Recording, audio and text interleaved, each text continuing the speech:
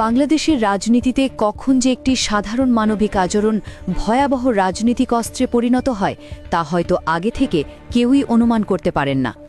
সদ্য সমাপ্ত ঈদের দিনে আমরা ঠিক এমনই এক অভাবনীয় ঘটনার সাক্ষী হলাম, যার কেন্দ্রে রয়েছেন বর্তমান সংসদের বিরোধী দলীয় নেতা এবং বাংলাদেশ জামায়াতের ইসলামের আমির ডাক্তার শফিকুর রহমান।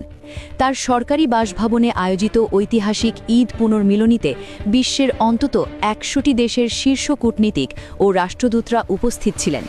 জামায়াতের ইতিহাসে বিরোধী দলীয় নেতার বাসভবনে এত বড় কূটনৈতিক শোডাউন আগে কখনো দেখা যায়নি, কিন্তু এত বড় এক অর্জনকে আড়াল করে দিয়ে সোশ্যাল মিডিয়ায় এখন আলোচনার একমাত্র বিষয়বস্তু হয়ে দাঁড়িয়েছে কয়েক সেকেন্ডের একটি ভিডিও ক্লিপ, যেখানে ডাক্তার শফিকুর রহমানকে একজন বিদেশি রাষ্ট্রদূতের সাথে অত্যন্ত সহজভাবে খুনসুটি করতে এবং পেছন থেকে জড়িয়ে ধরতে দেখা যাচ্ছে।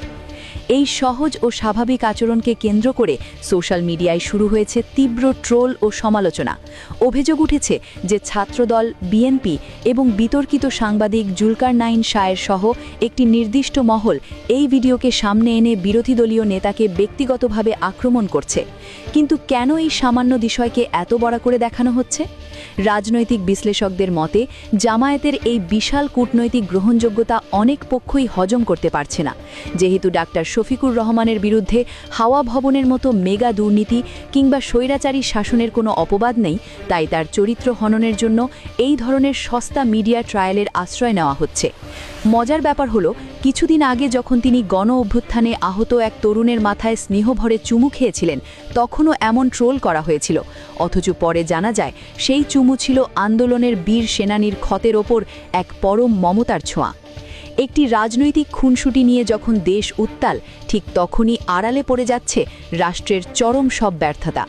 গতকাল রাতে কুমিল্লার এক ভয়াবহ ট্রেন দুর্ঘটনায় ১৫ জন নিরীহ মানুষের প্রাণ ঝরে গেল, অথচ সেই ট্র্যাজেডি নিয়ে কোনো জোরালো আলোচনা নেই। যোগাযোগ মন্ত্রীর পদত্যাগকেও দাবি করছে না। ১৫টি তাজা প্রাণের খবরের চেয়ে একজন রাজনীতিবিদের হাসি তামাশার ভিডিও আজ সবার কাছে বেশি মুখরোচক হয়ে উঠেছে। এটি আমাদের জাতির জন্য এক চরম রাজনৈতিক অন্ধত্বের প্রমাণ। বিরোধীদের যে কোনো স্বাভাবিক আচরণকে আতশকাচের নিচে ফেলে বিতর্ক তৈরি করার এই নোংরা সংস্কৃতি নতুন বাংলাদেশের জন্য মোটেও শুভ লক্ষণ নয়।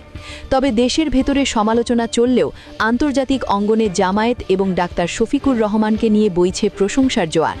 বিখ্যাত ম্যাগাজিন দি ইকোনমিস্ট তাদের সাম্প্রতিক রিপোর্টে বলেছে, ২০২৬-এর এই নতুন বাংলাদেশে সবচেয়ে বড় চমক হল ইসলামী রাজনীতির অবিশ্বাস্য পুনরুত্থান।